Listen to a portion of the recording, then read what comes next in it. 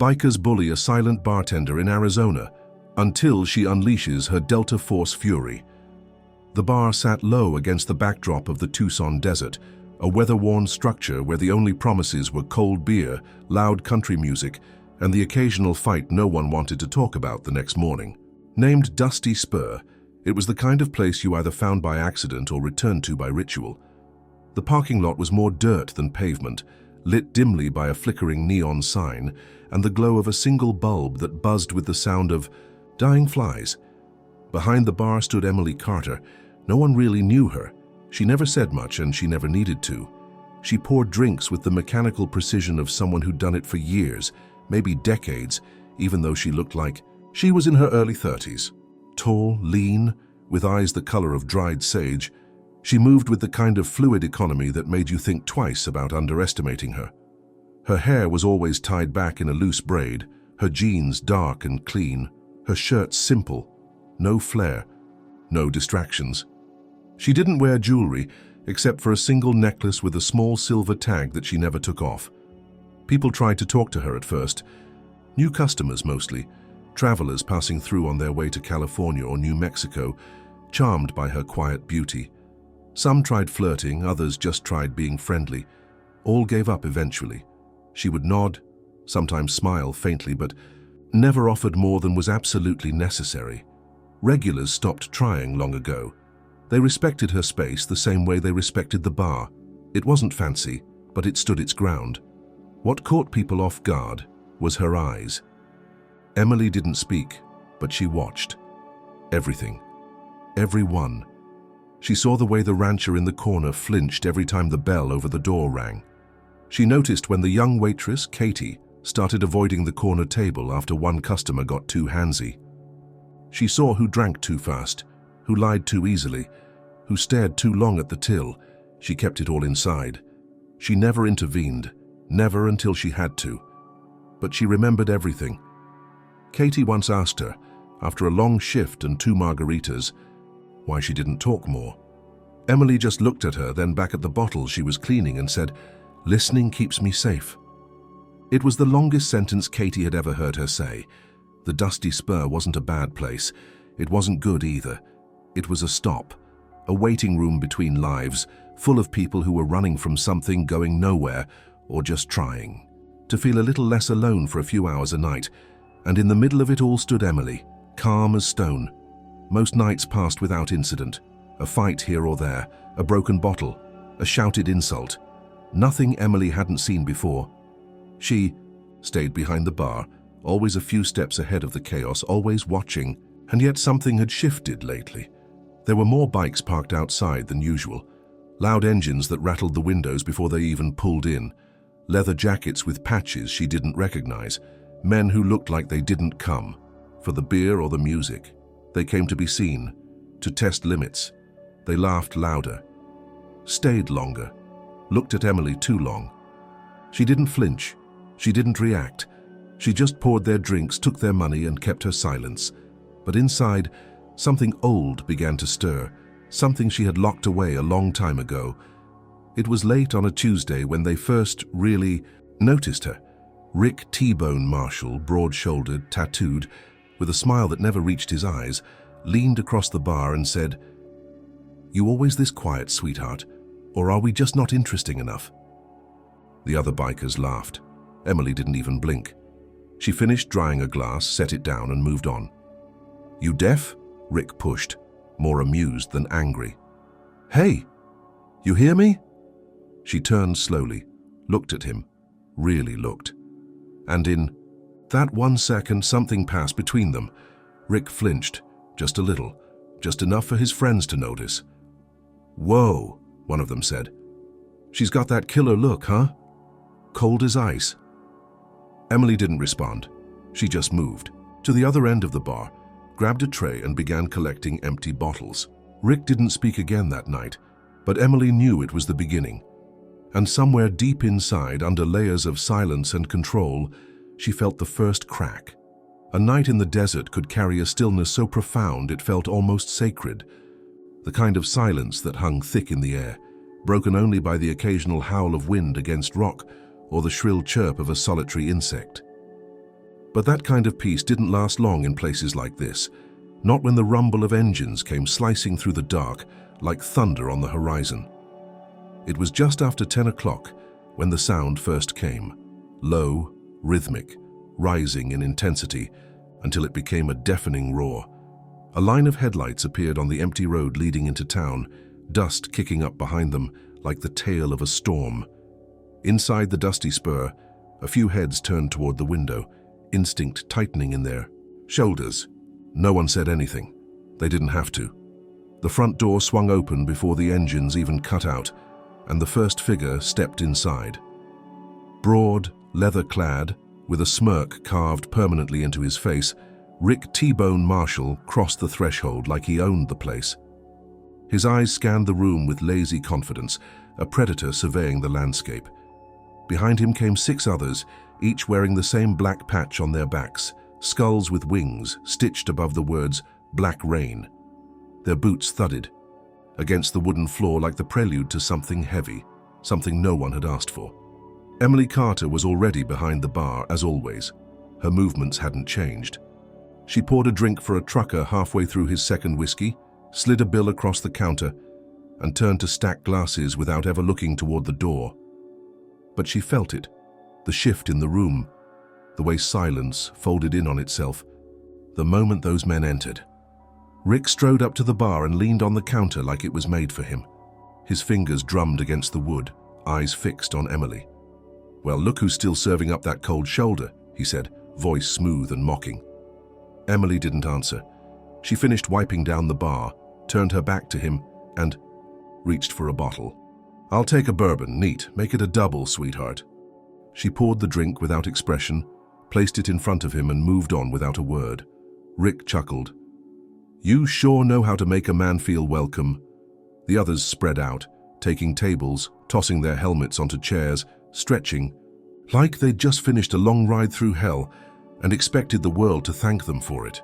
One of them, a lanky guy with sunken eyes and a missing tooth, started whistling a broken tune. Another lit a cigarette beneath the faded "no smoking" sign. No one stopped him. A waitress, Katie, hesitated near their table with a tray in her hands.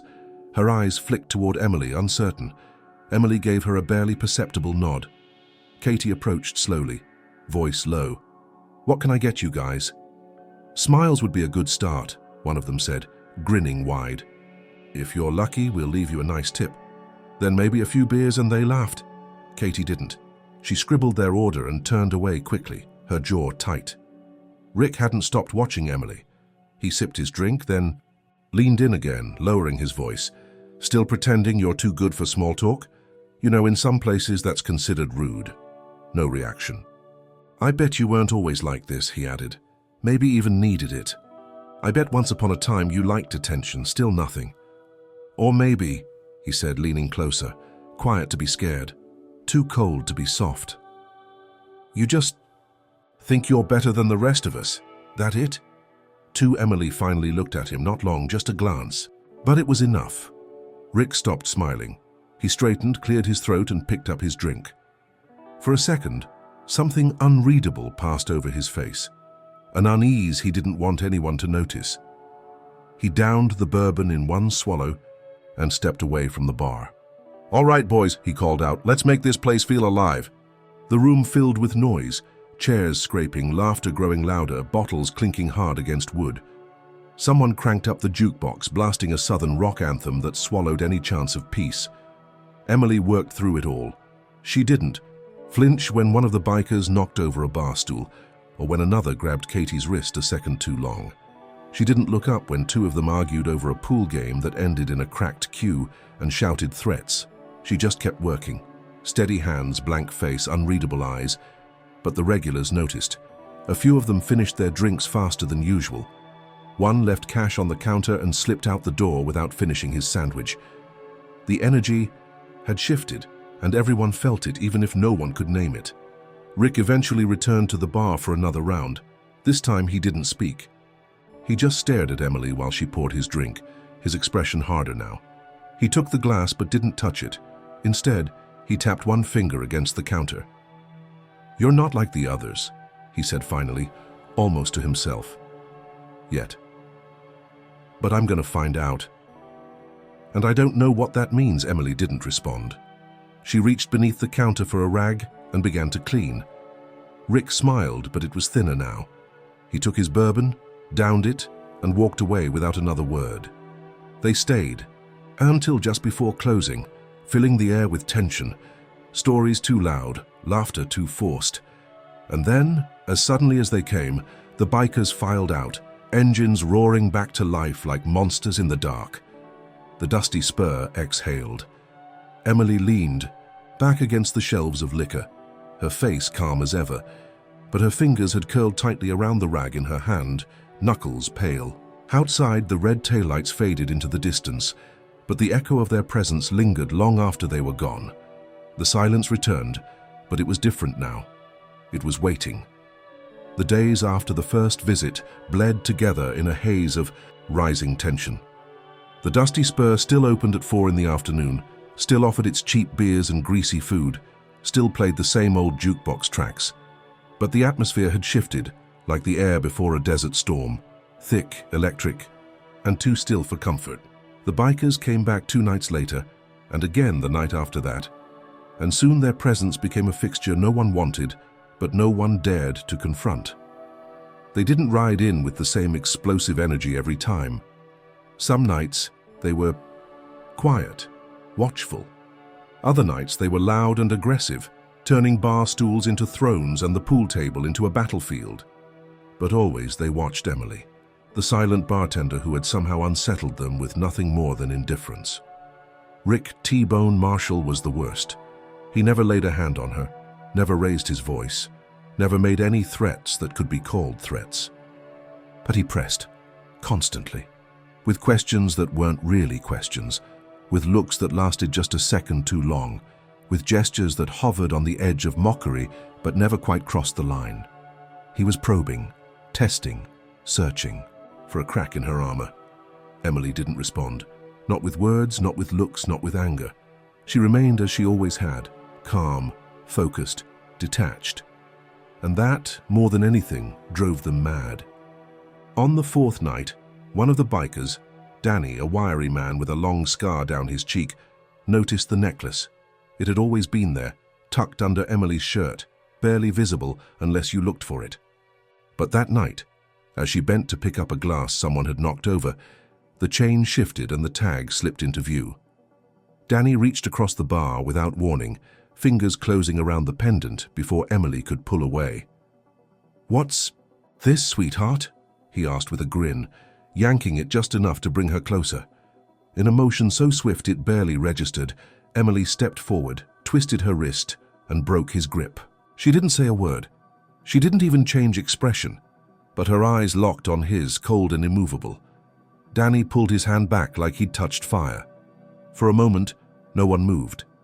Rick stood from his seat and approached, his boots heavy against the wooden floor.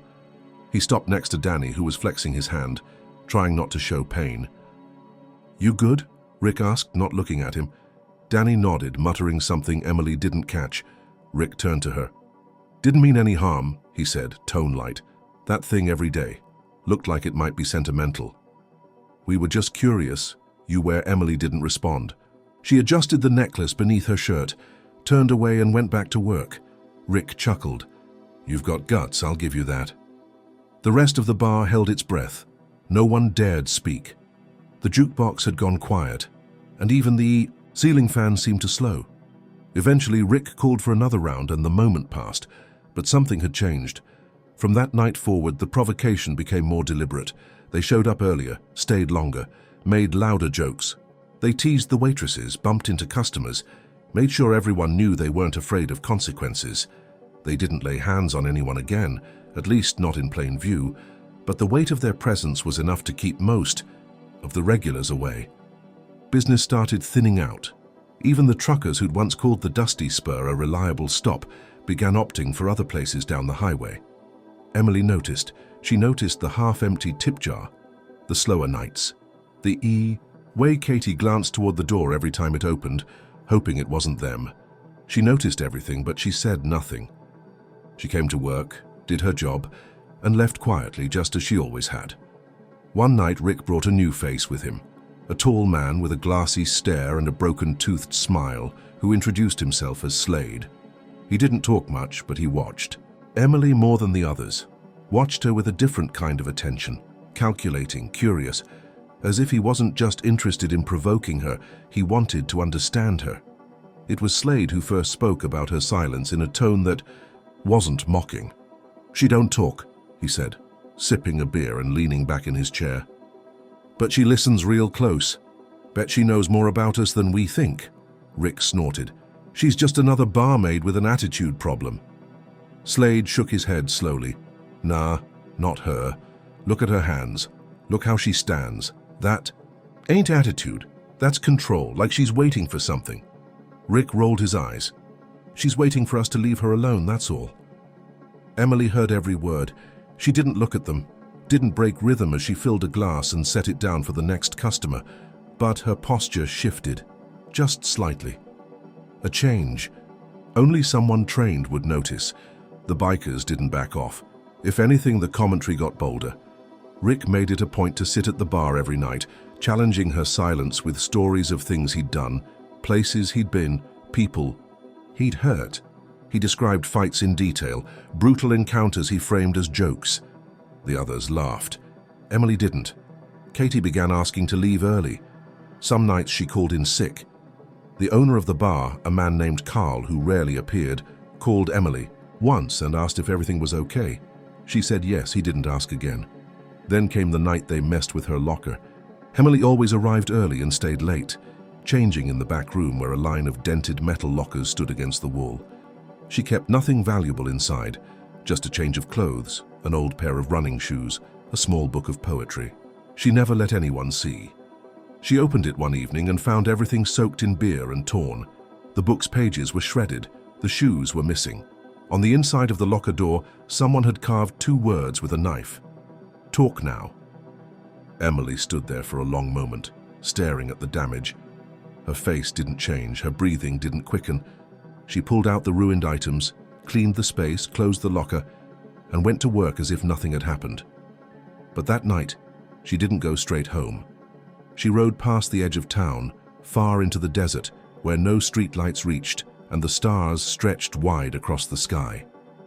She parked her bike near a rise of red stone, turned off the engine and sat in silence. Her hands were still, her mind was not. The provocation was no longer random. They were looking for something, and if they kept pushing, they were going to find it. By the end of her shift, the dusty spur felt heavier than usual. The air wasn't thick with smoke or noise or even heat. It was something more subtle, a tension that had settled deep into the walls and floorboards, born of too many glances held too long and too many words left unspoken.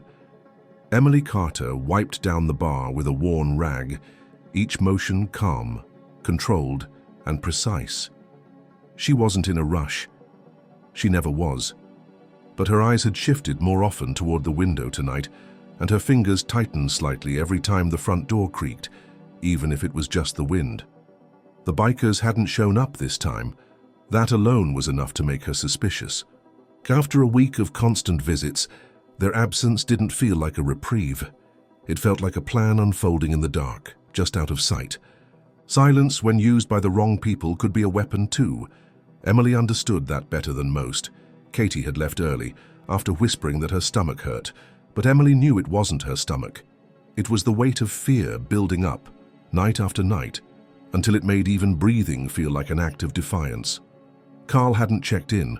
The few remaining regulars had paid quickly, avoided eye contact, and disappeared before closing time. By the time Emily locked the front doors and flipped the sign to closed, she was alone in a building that no longer felt like shelter. She moved with habitual care, collecting glasses, stacking stools, sweeping the floor. The jukebox had been unplugged. The only sounds now were the swish of the broom and the occasional creak of wood adjusting to the night air. She finished the last of her cleaning, turned off the lights and walked into the back room where her locker stood. It was untouched tonight. That in itself was a message. She changed into her leather jacket and boots, tucked her keys into her front pocket, and stepped out the rear exit that led to the alley behind the bar. Her motorcycle waited beside the dumpster, gleaming faintly beneath the sliver of moonlight. Then she stopped. The scent of rubber and something sharper, oil maybe, hit her before she saw it. She crouched beside the bike, hand reaching for the front tire. Flat, slashed, not deflated but carved open, clean and deep. The rear tire matched. Emily stood, up slowly. Her eyes scanned the alley without panic, only calculation. She didn't need to see anyone to know they had been there. But they had left something more than tire marks. Folded neatly under the bike's headlamp was a scrap of paper. She pulled it free, unfolded it with 2 fingers and read the words under the moonlight. Lose the tough act, or next time it's not the tires. No signature, no flourish, just a threat, direct and clean. Emily's first reaction wasn't fear. It was stillness. A complete, absolute stillness that settled into her spine like ice. She stared at the note for several seconds, then folded it again and slipped it into her jacket. Her breath came slowly, evenly. She didn't look around. She didn't call anyone. She didn't curse or shout or tremble. She walked to the edge of the alley, stepped out onto the side road that ran past the bar, and took out her phone.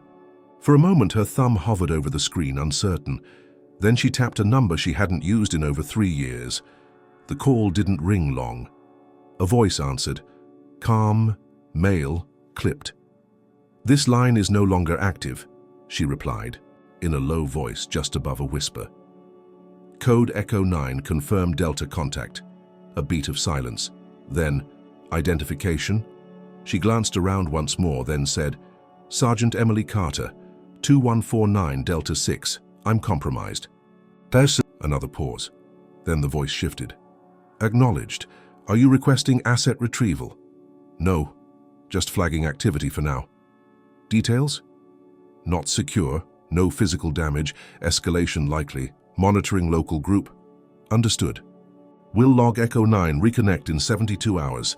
The line went dead. Emily lowered the phone, returned it to her pocket and walked back toward the bar. She didn't look at the bike again. She knew exactly what that note meant. It wasn't about intimidation. It was about watching, about showing her that she was no longer anonymous.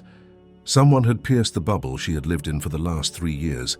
Someone had seen her and decided to poke the quiet to see what it would reveal. She couldn't let them see that it worked. That night, she walked the 6 miles to her house on the edge of the desert. The road was empty, the night still warm, from the day's sun. The desert stretched around her, open and silent, filled with dangers that stayed hidden until it was too late. But Emily didn't fear the desert.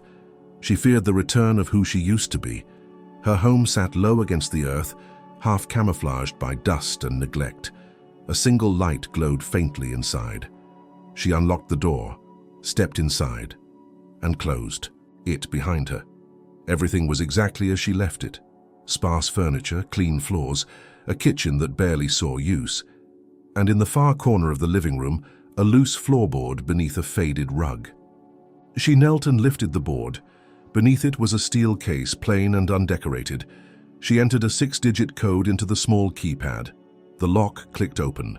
Inside, wrapped in cloth, lay a military ID, a sidearm she hadn't touched in years, and a single coin etched with the Delta Force insignia. Her name, Sergeant Emily Carter, stood clear beneath the official seal. She stared at it, unmoving. Then she touched the badge with 2 fingers, let her hand linger there, and finally closed the lid. She didn't take anything out. Not yet. But something inside her had shifted. The desert was quiet.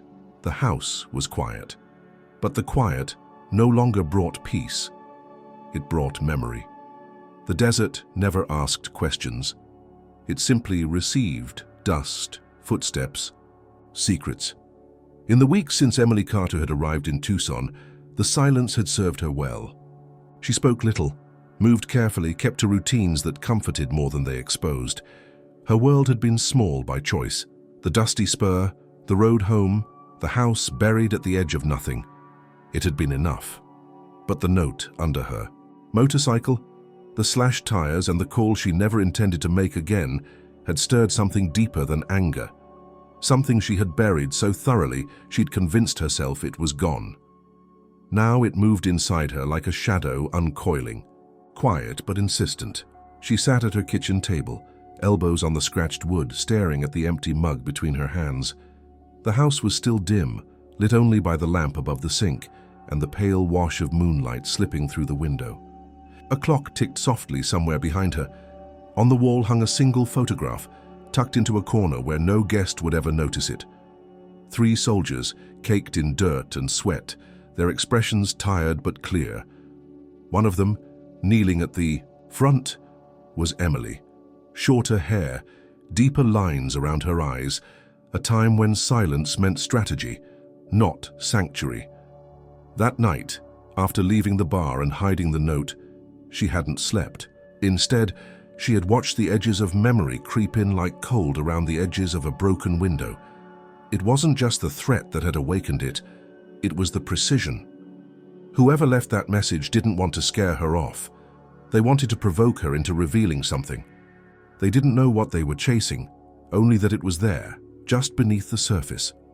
She stood, crossed the room, and pulled the steel case from beneath the floor again. This time she opened it slowly, as if the act alone might trigger something she wasn't ready to face. The Delta Force badge caught the light, its edges still sharp. Her ID lay beside it, laminated, worn at the corners but legible. Her name was printed below the unit number, Sergeant First Class Emily Carter. She hadn't looked at it in over 2 years. The coin she lifted carefully. It was solid, weighty, engraved with the unit's motto on one side, "To free the oppressed." The other side bore her team's number. She let it spin slowly between her fingers, and with it came the memories she had tried to silence for so long. A village in Eastern Europe, smoke rising from crumbling walls, the scream of a child that never stopped echoing in her dreams. The failed extraction, the night her commanding officer took a bullet for her, the man they never found who had once been like a brother to her.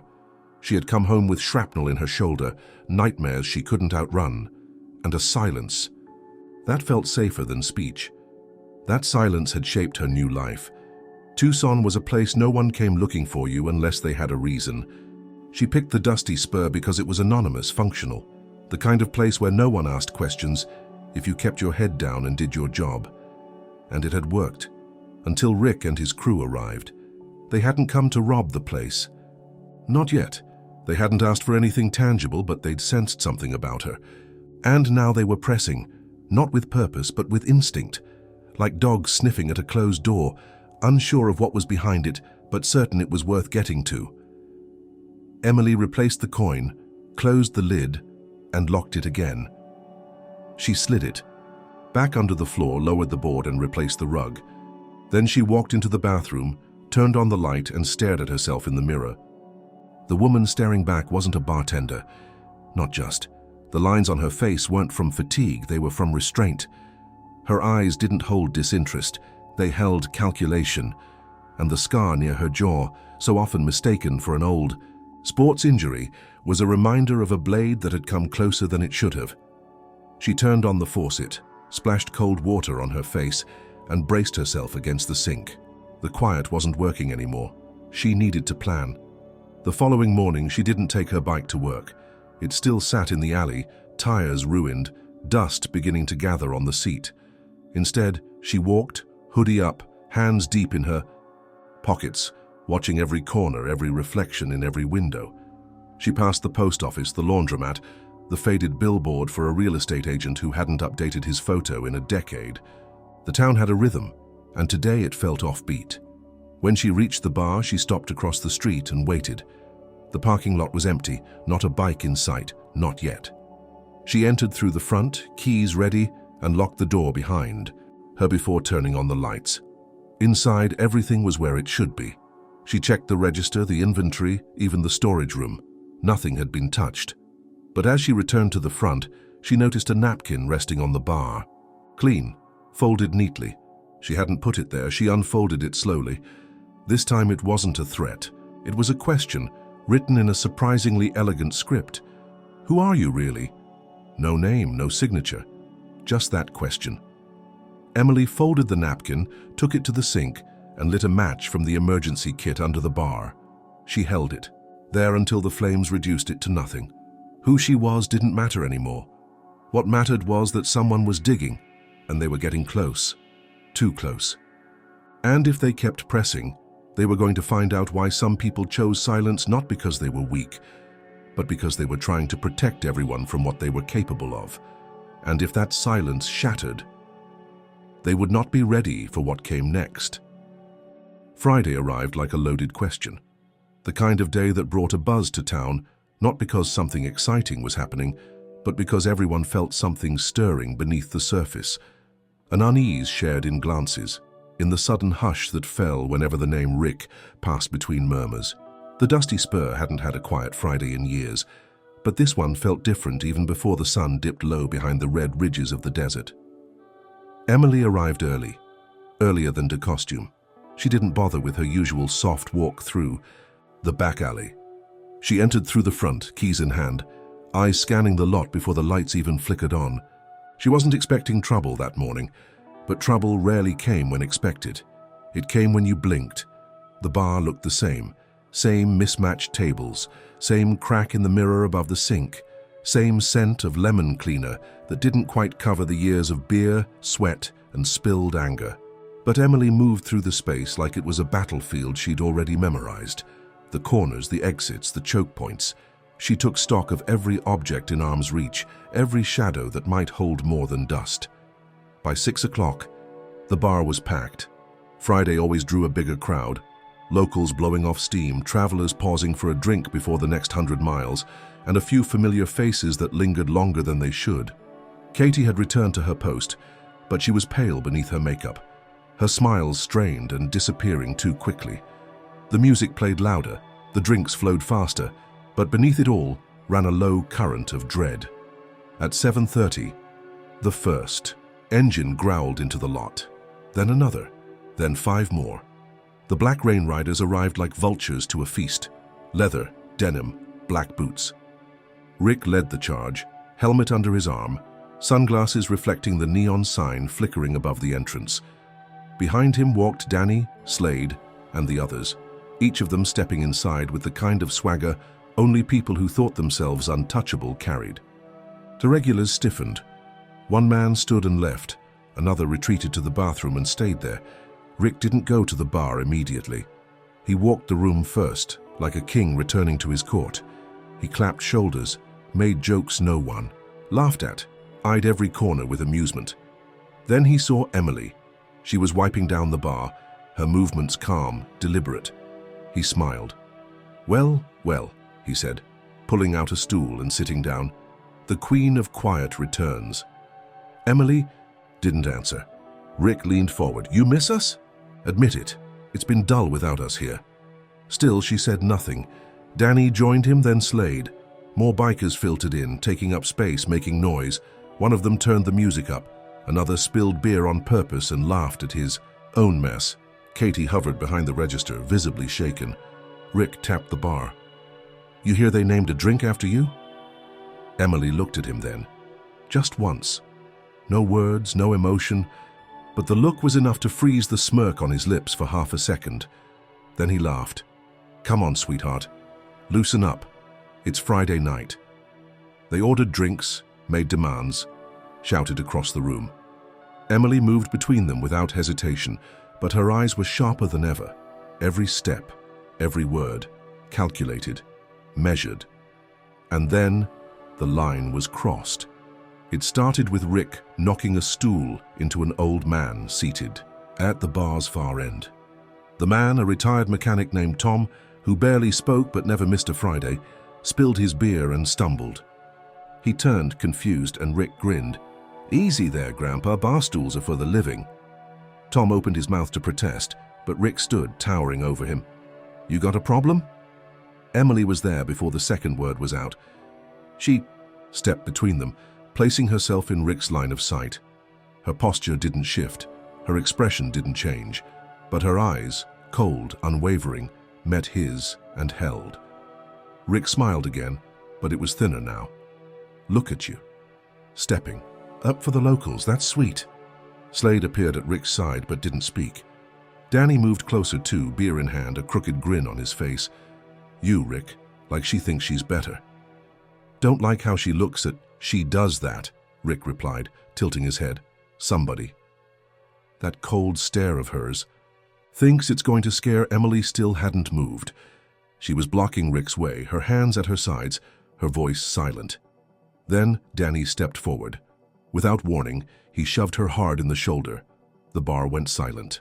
Emily staggered back one step, catching herself with the edge of the counter. For a moment, no one moved.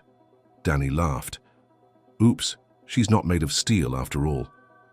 Emily straightened. Her breathing remained steady. Her eyes didn't blink. But something behind them had shifted. Rick held up a hand. "That's enough." Danny raised his eyebrows. "You scared she'll hit back?" Rick looked at Emily. "No, I'm scared of what happens if she does." Then he turned, grabbed Danny by the collar, and dragged him toward the back. Slade followed. The rest of the bikers went quiet, watching the scene with interest. Emily stood there for a few seconds more. Then she turned, walked to the register, and resumed her work. But the silence that followed wasn't ordinary.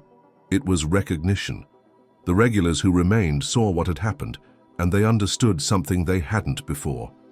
This wasn't a game anymore. The provocation wasn't just noise or intimidation. It had become personal. Emily didn't speak for the rest of the night. She didn't need to. Her silence now was no longer a shield. It was a warning. The dusty spur looked unchanged from the outside. The cracked neon sign still blinked without rhythm.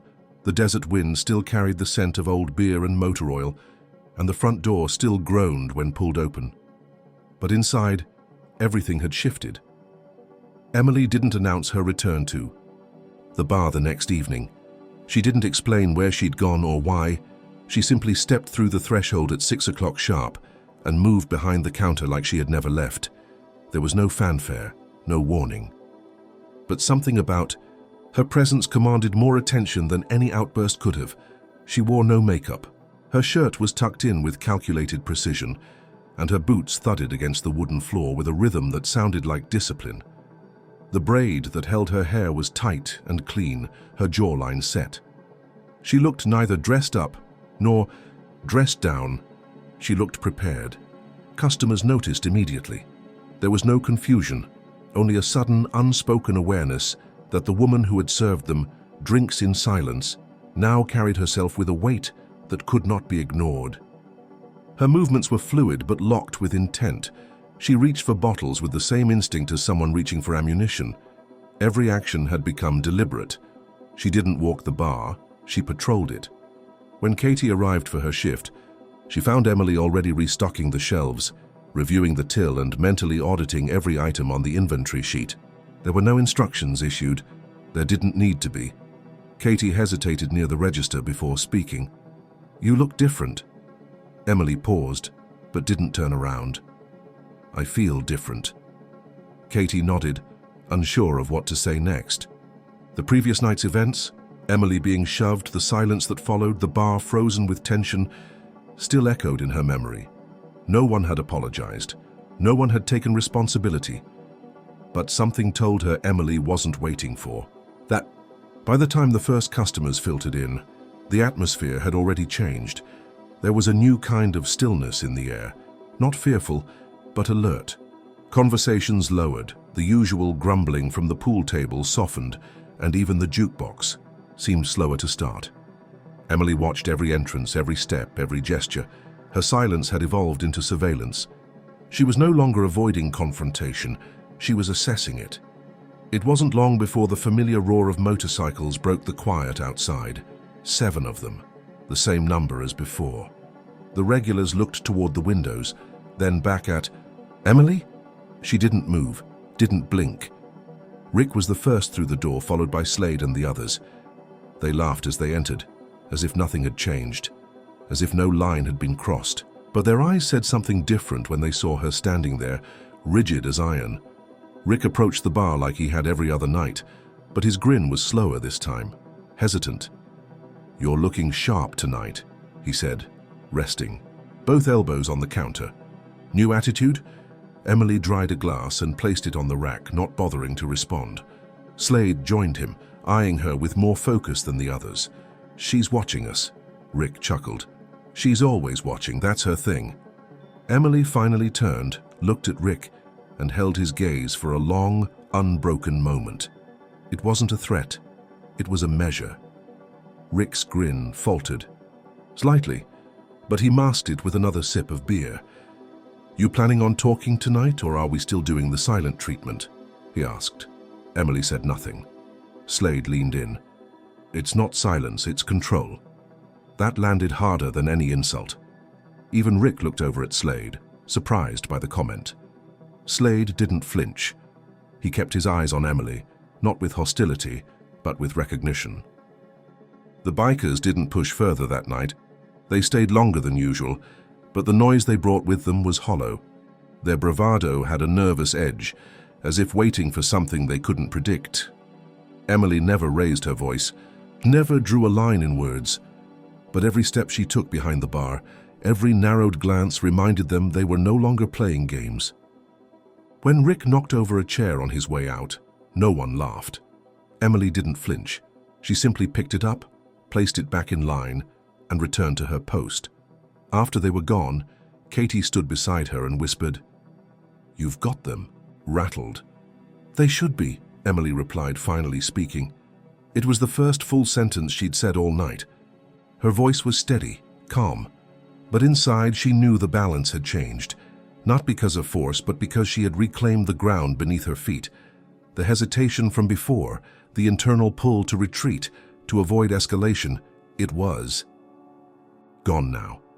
She had tested her control, sharpened it in silence, and returned not to defend herself but to take command.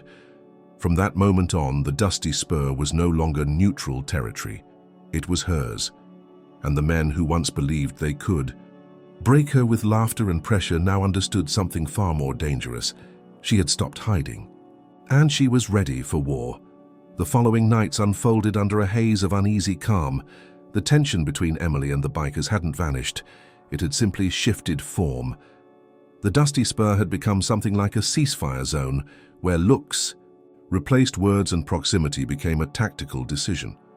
Rick and his crew still showed up, but their bravado had taken on a hollow edge.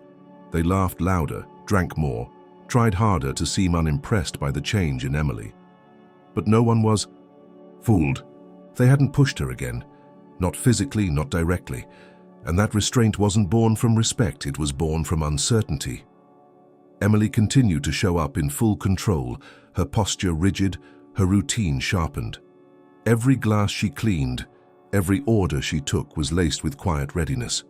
She hadn't spoken again since that single declaration, but the silence around her had grown heavier, more exact.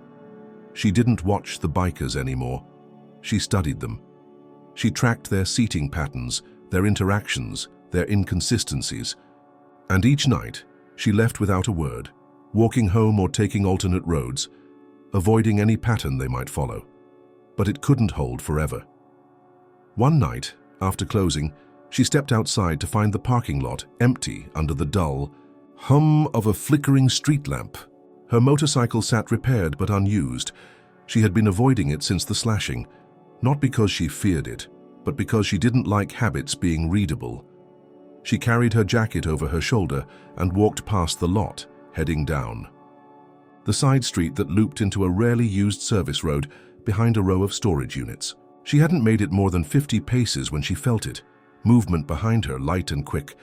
Not the stumble of a drunk, not the pace of a civilian. It was trained, or practiced.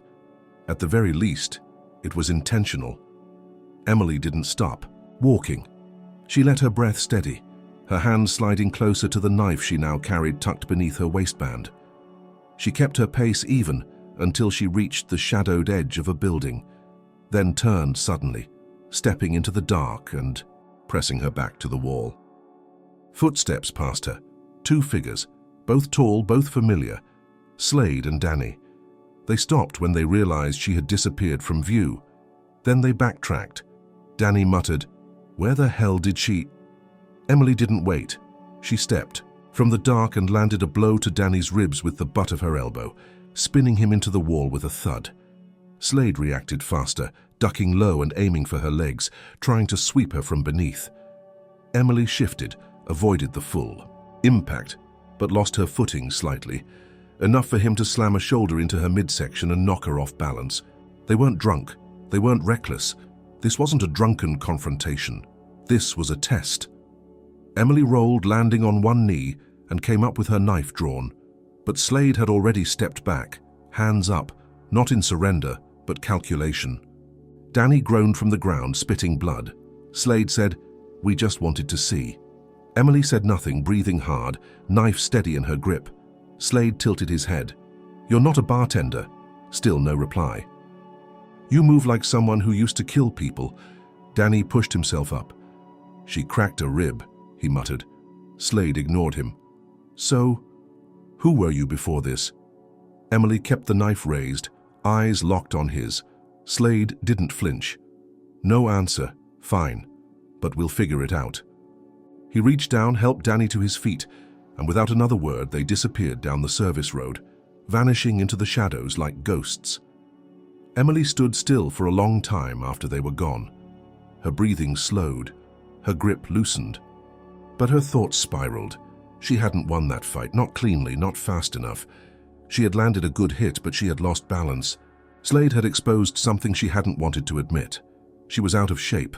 It had been too long, too many nights pretending she didn't need to train, didn't need to keep sharp.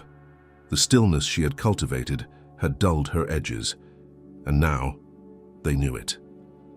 That realization hit harder than the fight. They didn't need to beat her to win. They just needed to make her question herself. She walked the rest of the way home with her mind racing. The adrenaline had faded, but the awareness hadn't. Every corner seemed sharper. Every sound felt amplified. Her house, once a sanctuary, felt more like a checkpoint now. When she locked the door behind her, it was no longer a ritual. It was necessity. She sat on the floor in the living room, boots still on, eyes fixed on the closed steel case beneath the rug. This couldn't continue. She couldn't keep reacting, waiting for them to strike and hoping they miscalculated. She had to regain control. The next morning, before the sun had risen, Emily stood in the center of a long-abandoned storage barn 10 miles outside town. The place smelled of rust and time, the floor coated in sand blown in through broken slats. No one came out here anymore. That made it perfect. She set up targets, made makeshift weights from scrap, dug out her old training routines from memory and put them to work. Push-ups, burpees, knife drills, reaction time exercises, breathing control, endurance circuits. Her body ached with each motion. Her muscles protested. Her lungs burned. But she pushed. Not because she wanted revenge, because she needed to remember who she was. The woman who fell behind the bar, who got caught off guard in the alley, who lost footing in a fight she should have dominated. That wasn't her. That was someone trying too hard to forget. Emily wasn't trying to forget anymore. She was preparing. And this time, if they came for her again, she wouldn't just be ready. She would be waiting. 3 days passed in a rhythm of fire and resolve. Emily rose before dawn, drove out to the abandoned barn beyond the edge of town, and trained until her shirt clung to her skin with sweat and her breath rasped against the dry Arizona air. Her body remembered more than she expected. Movements returned with precision, reflexes sharpened by repetition. But the body was only half the equation. The mind was the battlefield she needed to reclaim. She didn't speak to anyone during those 3 days. She returned to the bar each night for her shift, face impassive, eyes scanning every entrance, every customer. The bikers had not shown up again, not since the alley, not since she had failed, even briefly, to meet her own standard. Their silence was deliberate. They weren't avoiding her, they were planning, waiting to see what she would do next, and that knowledge burned deeper than any bruise. On the 4th morning, Emily stood before the full-length mirror in her bedroom, hair damp from the shower, a clean tank top clinging to her frame. She stared at her reflection without flinching. The bruise on her shoulder had darkened, blooming, in violet and green, but her stance was balanced, centered. She moved her arm, watching how the muscle flexed beneath the damage, and nodded once. The pain was still there, But the weakness was not. The steel case beneath her floor hadn't been opened again, not yet, not until she was sure. But her mind kept returning to it, more often now, not with fear, with readiness. Later that afternoon, she took a detour before heading to work.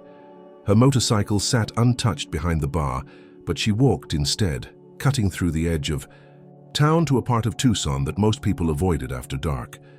The streets grew narrower here, the buildings older and more tired. She stopped in front of a low garage with a rusted metal door and a faded sign that read, Kenny's Auto and Salvage. Tater, the windows were covered with grime, and the smell of oil clung to the air like history. She knocked 3 times in a rhythm that wasn't random. A moment passed. Then the door opened a crack. Kenny was still alive, grey in the beard now, heavier, in the gut, but sharp-eyed. He blinked when he saw her, then stepped back without a word, letting her in. The shop was quiet. Tools scattered across benches, an old truck up on a jack, the radio crackling softly in the corner. Emily walked to the back where a locked cabinet sat beneath a faded American flag. Kenny followed.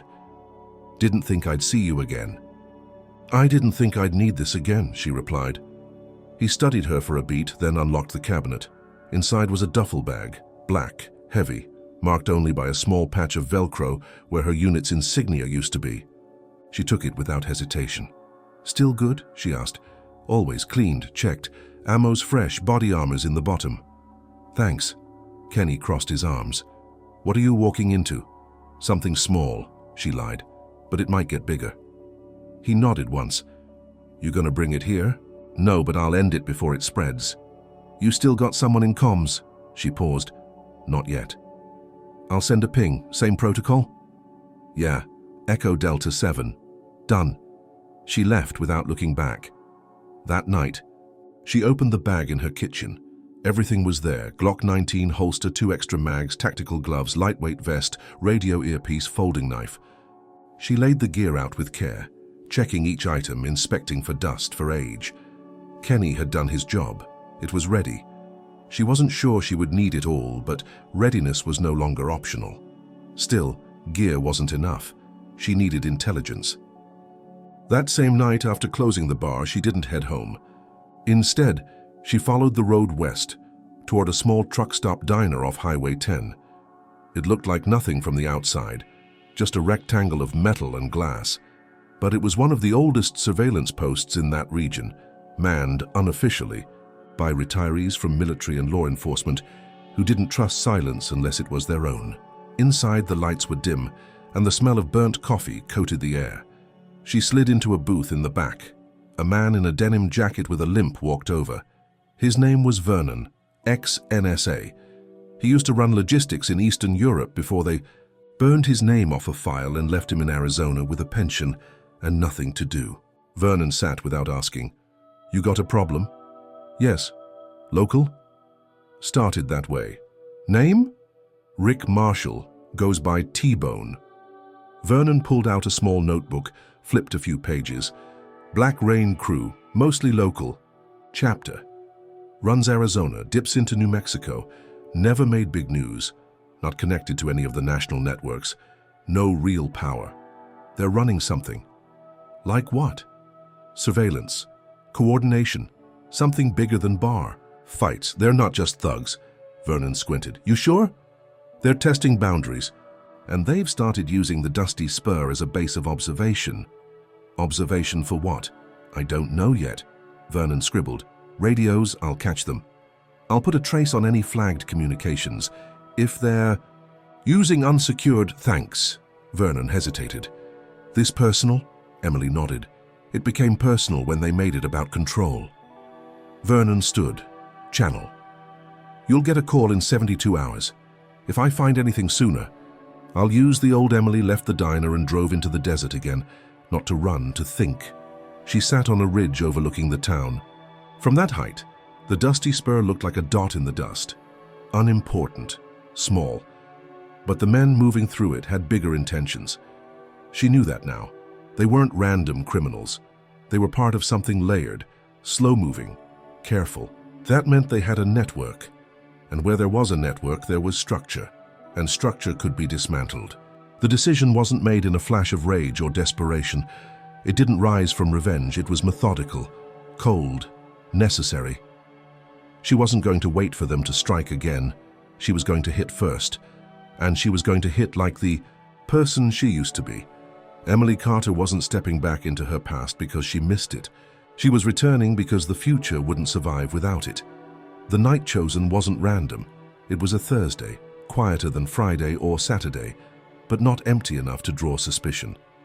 Emily knew exactly how much noise she needed to make and how much cover she could use to operate without letting the entire town catch fire. The dusty spur still stood like it always had, battered and stubborn, but that night it would not be just a bar. It would be a battlefield, not for chaos but for clarity. The hesitation of the past weeks was over. It was time for answers and consequences. Emily arrived not as a bartender, but as a ghost from another life. Her jeans were black, boots, military issue, the kind used for silent approaches across enemy terrain. Her shirt was dark gray, close-fitted, with a holster concealed beneath her jacket. Her eyes were sharper than any night before, and her expression bore no invitation for conversation. She moved through the front door just as the sun dipped below, the horizon casting a final amber light across the desert floor. Katie was already there, drying glasses behind the bar. She looked up, saw Emily, and froze for a second. Her gaze dropped to the belt at Emily's waist, where a subtle bulge betrayed something serious beneath the coat. "You sure?" Katie asked in a whisper. Emily nodded once. "Go home after your first round, no questions." Katie hesitated. Then, understanding something unspoken, she said, "Be safe." Emily took her position behind the bar without her apron. She didn't pour drinks. She didn't smile. She stood watchful, ready. The bar began to fill slowly at first. 2 regulars, a couple traveling through, a young man with a laptop who ordered coffee and sat in the back booth. Then came the sound. That low rumble, familiar and foreboding. 7 engines. The parking lot lights flickered as the bikes pulled in. Rick T-Bone Marshall led the way, followed by Slade, Danny, and the rest. They entered with their usual swagger, laughter bouncing off the walls like false bravado, movements exaggerated. But the moment they stepped inside, they sensed it. Emily didn't look up, not immediately. Rick took a slow walk toward the bar, his boots dragging slightly against the old wood floor. The others fanned out like they owned the place. He sat down at the stool closest to her and leaned forward with a grin. "You're not wearing the apron," he said. Emily looked at him. Her voice was calm. "I'm not here to serve tonight." Rick blinked, then smirked. "You quitting? Or just evolving?" "I'm here for clarity." Rick laughed. "You finally gonna tell us who you really are because Slade's got bets on ex-cop and Danny thinks you were a hit woman? Me? I think you're just another angry vet with a chip on her shoulder." Emily leaned slightly closer. "What you think doesn't matter anymore." Slade joined them at the bar. "Why?" "You picked tonight, huh?" he asked, more serious than usual. Emily stepped back from the bar and said loudly enough, for everyone to hear, "Because this stops now." The music cut off. Someone at the jukebox had paused it, unsure if it was a joke. Rick stood slowly. "You threatening us?" "I'm exposing you." A sharp tension rippled through the room. Slade narrowed his eyes. "You don't have proof." Emily reached under the bar and pulled out a manila envelope, thick with printouts. She slid it across the counter. "Vernon tracked your comms. You've been coordinating cargo thefts across state lines, using this bar as your watch point, picking drivers, tracking routes, planning hits, quiet, careful, smart, but not smart." "Enough." Rick's smirk dropped. Danny stood abruptly. "That's a lie." Emily looked at him.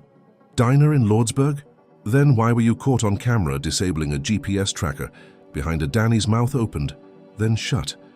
Slade grabbed the envelope, flipped through the pages. His jaw tightened. Emily took a step back, her hand near her belt. "It's over." Rick looked around the room. Customers were frozen, unsure of what to do, caught between disbelief and fear. Slade turned toward Rick. "We need to go." Rick's face twisted. "We don't run from this." Slade didn't answer, but the decision was already made. He tossed the envelope on the floor and motioned to the others, but Rick wasn't done. He reached for something at his waist, a slow, careful move. Emily reacted instantly. In a single motion, she drew her weapon, not fired, not yet, but aimed directly at his chest. The entire bar gasped.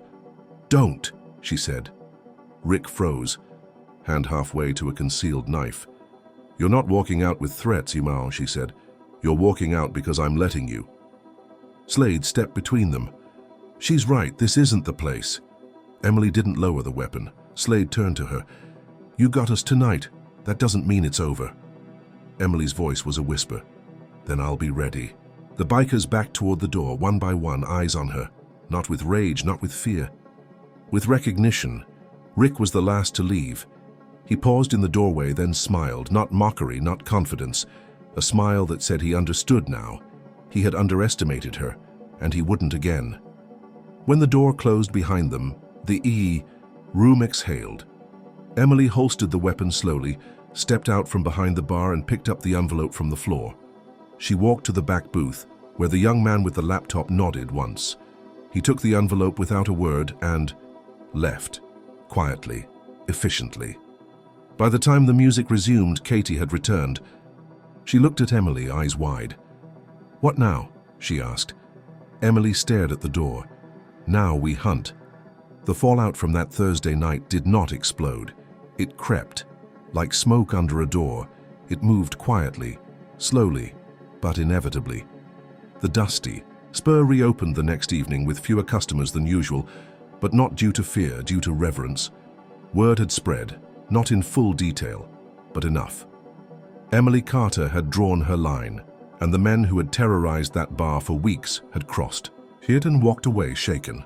What most didn't know, what only a handful of people had even suspected, was that Emily's stand had less to do with defending a bar or its patrons, and more to do with exposure. What she had initiated with Rick and his crew had been a strategic disruption. And now that the first domino had fallen, the rest of the line began to tilt.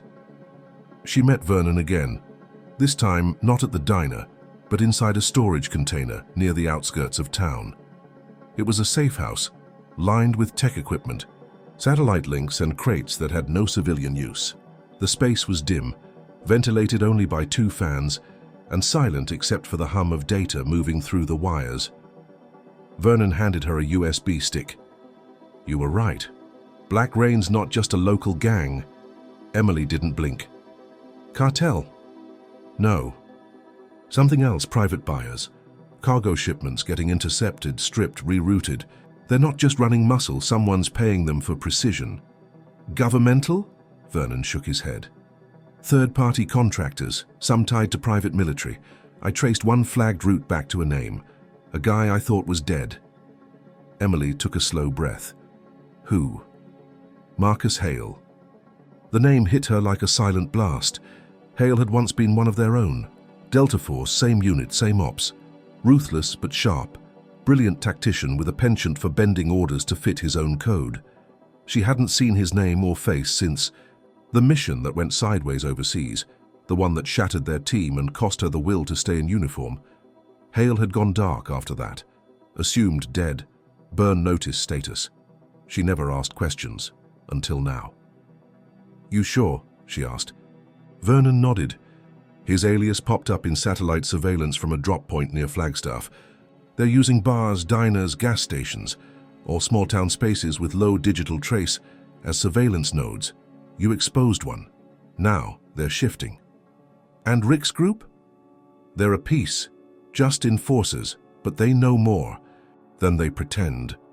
Emily leaned against the wall. Her fingers clenched the USB drive. This wasn't about intimidation anymore. It was about strategy, about logistics, about the quiet groundwork of something far bigger. What she had thought was a local gang running intimidation schemes from a bar was in fact a small outpost of a larger infrastructure. And worse, there was a personal crack in the foundation. If Hale was alive and running operations on US soil, it wasn't random that she had been drawn into the web. "Do they know about me?" she asked. Vernon gave her a long look. "Hale might. He knows how to bait ghosts. You're not just a bartender to him. You're unfinished business." Emily didn't flinch, but something behind her eyes darkened. The alley encounter, the targeted approach, the escalation that felt too clean, too coordinated. It had all been pushing her out of the shadows. Hale knew she was alive, and now he knew she was active. She left the safe house without speaking further. Her mind was already elsewhere. Back at her house, she opened the steel case again, not with hesitation this time, but with finality. She took everything out, checked the firearm, loaded each magazine, secured the vest and gear. She slid the Delta Force coin into a side pocket and zipped the bag shut. The mirror in the hallway showed her reflection in fragments: torso, shoulder, half her face. That was enough. That night, she didn't go to the bar. She went north. A contact named Alvarez, still active in a support intel ring based in Phoenix, met her at a gas station 2 hours outside the city. Alvarez had once served as their eyes in Afghanistan. Civilian clearance but military skill. Now he ran satellite rerouting for a private defense firm that looked the other way for the right people. He handed her a set of photos, satellite stills, infrared overlays, movement logs. They're building something just outside Winslow, old airfield, decommissioned, no flight path, private security, all off the grid.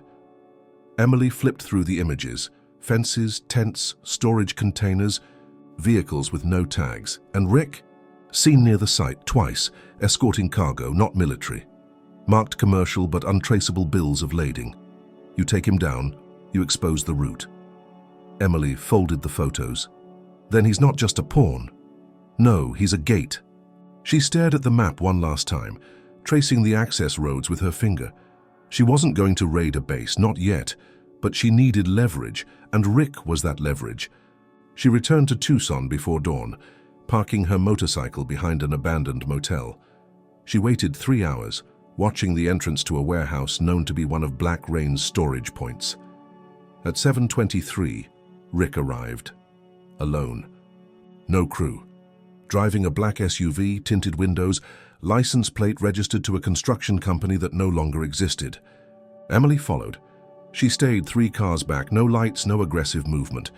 He drove west past the edge of town toward the same service road where she had been ambushed. But this time, she wasn't the one caught off guard. He pulled into a dirt path and parked, got out, lit a cigarette, waited. Emily watched from a hill above through binoculars. Then he spoke, though no one was with him. "I know you're out there." She didn't move. Rick turned slowly, looking toward the ridge. "I told Hale you'd surface." Emily's breath caught. The last wall fell.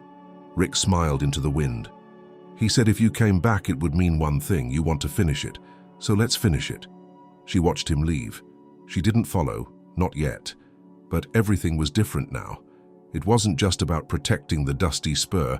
It wasn't just about her. It was about the past coming back not as memory but as threat. And the man who had once fought beside her was now orchestrating something from the shadows. Emily Carter wasn't just confronting a gang. She was confronting her own unfinished war. The desert before dawn was a place caught between silence and survival, and it was there that Emily Carter made her final preparations. The wind whispered across the sand, moving through dried brush like a secret too old to remember. Above her, the sky hovered in limbo, neither day nor night. She adjusted the straps on her vest, checked the chamber of her Glock, and secured the knife at her ankle with a precise, practiced motion. Nothing about her movements was rushed. Everything was deliberate, efficient, just like it had been during those years when her name didn't belong to a barmaid, but to a ghost in classified files.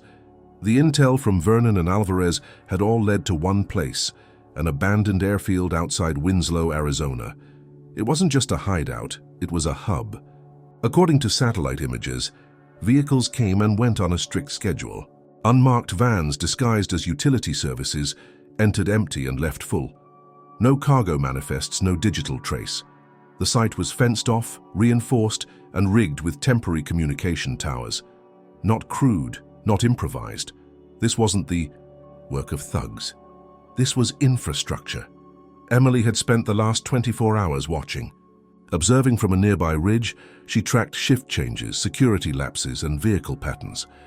2 guards made rounds every 15 minutes. A black van left the compound each morning at 9 sharp. The fencing had weak points, and the radio tower broadcast on a frequency Vernon had already flagged. Every piece of evidence confirmed what she had feared. This was more than a gang operation. This was a supply chain hidden in plain sight, operated with the precision of a military contract, but without any flag or accountability. She didn't move in that morning, not yet. First, she needed leverage. Rick was still a tool, arrogant, impulsive but connected. He would be meeting someone that night, possibly Hale. Slade had confirmed as much during their brief, tense meeting at the gas station. Emily had found him refueling a truck just outside Tucson, alone. He hadn't flinched when she approached, nor acted surprised. His eyes had registered recognition, then resignation. "You should be long gone," he said flatly. "And you should be asking yourself why you're still in this." Slade had stared at her for a moment, then dropped his cigarette and crushed it beneath his boot. "You didn't come here just to talk. I came to give you a choice. Rick's loyal. He won't flip. I'm not looking to flip him. I'm looking to extract him." Slade's jaw tightened. "He's meeting Hale tonight. You intercept him, you get your shot." She didn't ask if Slade was setting her up. She knew from the look in his eyes. He was done. Maybe it was the fear of what Hale had become. Maybe it was the guilt of what they'd already done. Either way, he was the crack in the wall she needed. They coordinated the plan. Slade would unlock the eastern gate, create a diversion to draw the guards. Emily would enter undetected and isolate Rick. Quick in, quick out. By sunset, she was ready. As darkness fell, Emily parked her motorcycle in a dry wash just outside the perimeter and made the rest of the approach on foot. The wind had picked up, scattering dust across the compound and shrouding her advance. She kept low, moving like a shadow through scrub brush and rusted fencing. Slade's diversion came exactly as planned. Gunfire in the west corner, a truck ramming into the perimeter wall. The guards scrambled. Emily slipped inside. She moved past a row of shipping containers, each marked only with coded spray paint. She scanned for the makeshift command post, 2 antennas, a small generator, a heavy steel door. One guard stood. Watch. He never saw her coming. The door creaked open. Rick stood inside, his back to her, hands resting on a table cluttered with maps, radio logs, and surveillance photos, including one of her standing in front of the dusty spur. "Turn." "Around," she said, voice low, steady. He did. "You've changed," he said. "You haven't." He smirked. "You think this is going to stop something? This isn't about stopping it. This is about ending you." Rick's hand moved toward his belt. "Don't," Emily warned, but he wasn't reaching for a gun. He pulled out a small black device with a blinking red light. "Every container here is rigged," he said, "and so does your proof. You kill me, I drop this, everything goes up. You die, you're bluffing." Rick smiled, but there was no humor in it. "One thing, you weren't done. I told Hale you'd come. He said if you did, it meant Emily took one slow step forward. I'm never done, not until you and Hale vanish for good. He's not here anymore. You missed him." She didn't believe him, but she didn't need to, not yet. Then the shooting outside intensified. Slade had triggered a response team. It was chaos now. Rick hesitated, his fingers trembling over the detonator. Emily struck. One step. One. Pivot. She knocked the device from his hand and it skittered across the floor. He lunged, but she was faster. 2 blows to the ribs, 1 to the throat. He collapsed against the desk, coughing blood. She pinned him with one knee, gun at his temple. "Where is Hale?" Rick laughed even through the blood. "He's everywhere, you're not. You're going to take me to him?" "No," he rasped. "I'm going to watch you fail." She pressed harder. Wrong answer. Then came a crash from outside, the backup team breaching the compound. Emily stood, dragged Rick to his feet and forced him out the back. They moved quickly, cutting through the yard, slipping between shadows. Sirens wailed in the distance. Federal response was coming faster than she expected. Vernon's intel drop must have worked. They reached the fence. Slade was waiting. Rick saw him and spit. Traitor. Slade didn't respond. He just opened the truck door and climbed in. Emily shoved Rick into the back seat, cuffed him, and climbed in after. "You said Hale's waiting," she said. "Good. Let him know I'm on my way." Rick met her eyes in the mirror, hate burning in his expression. "You've got no idea what he's become." Emily stared straight ahead as the truck sped into the desert. "I know enough." She didn't need more proof. She didn't need backup. She had Rick. And now, for the first time in years, she had a target. The next move would be hers. And Hale would learn that silence doesn't mean surrender. Sometimes it's just the breath before the storm. The dusty spur stood quiet under the midday sun, its faded sign swaying gently in the wind like it had for decades, unaffected by everything that had happened beneath its roof. Time in Tucson moved slowly again, as if the chaos that once gripped.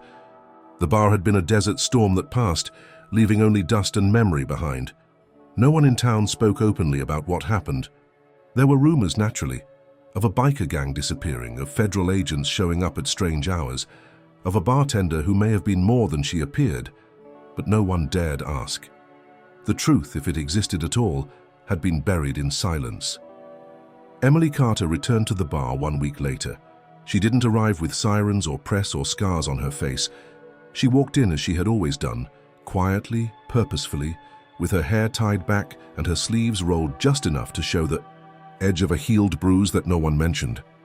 The Glock, now locked away at home, had been replaced by a simple set of keys, and the vest she once wore was traded for a grey t-shirt and dark jeans. Nothing about her seemed changed, except everything. Katie was already at the bar, polishing glasses out of habit. When she saw Emily, her hand froze for just a moment, then resumed with a small, steady nod. Emily returned it. No words were exchanged. None were needed. The bar had changed too, subtly but noticeably. The regulars were coming back, slowly but steadily.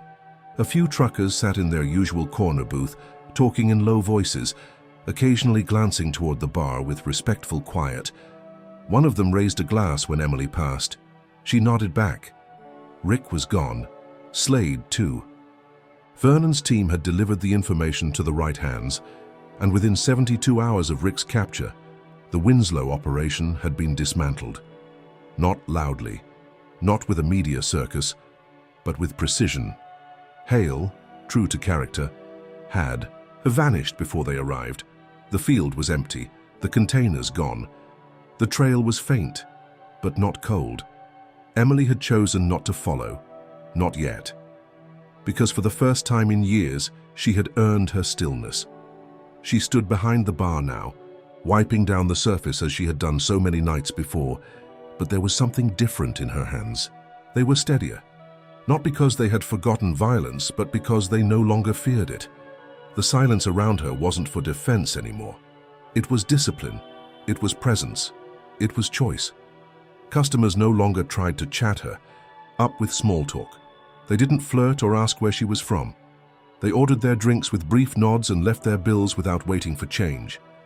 Not because they were afraid, but because they understood. There are people who live on the edges of ordinary life, who carry truths too heavy to speak. Emily was one of them, and that was enough. Later that evening, as the sun bled into the desert and the bar's lights dimmed into their familiar amber, a man stepped inside, middle-aged traveler's jacket, backpack slung over one shoulder. He looked around, his eyes tracing the room like a man searching for something familiar. "You open?" he asked. Emily nodded once. "Whiskey," he said. She poured it, set it on the counter. He took a sip, exhaled. "Quiet place." She tilted her head in agreement. He glanced at her. "You always work this quiet?" She looked at him for a moment, then with the faintest glint in her eye said, "I listen more than I talk." The man chuckled softly. Good trait. He didn't say more, and she didn't ask. He drank, paid, and left with a thank you that felt genuine. After he was gone, Katie leaned over and whispered, "Conversation."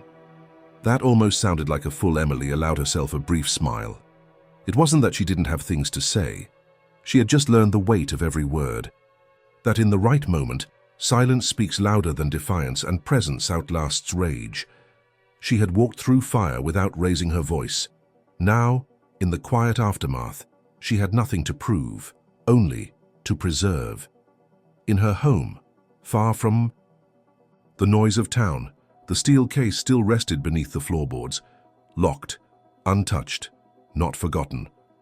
The Glock remained clean, the vest folded. The Delta Force coin, once held as a reminder of what she had been, now lay inside a small wooden box atop her desk. Not as a relic of war, but as a symbol of the weight she had carried and the peace she had earned. She checked the coin sometimes, rolling it between her fingers, letting it catch the light. Not because she needed to remember, but because she had learned not to run from memory. Hale was still out there, somewhere, watching, planning. He would return. Men like him always did, but she was no longer hiding from the future he represented. She was ready for it.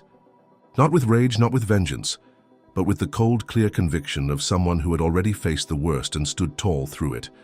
At the dusty spur, Emily poured drinks, cleaned glasses, nodded at familiar faces.